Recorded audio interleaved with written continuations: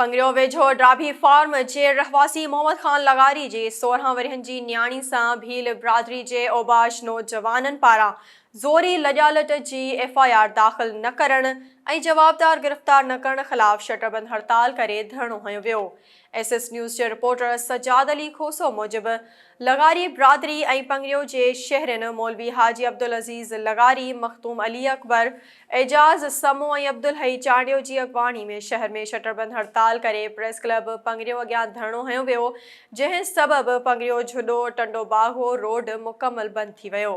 उन मौक़े ते अॻवाननि मीडिया सां ॻाल्हाईंदे चयो त हिकु न्याणी सां वॾो ज़ुल्म थियो आहे, पर SHO पंगरियो जवाबदार गिरफ़्तार करण लाइ तयार नाहे।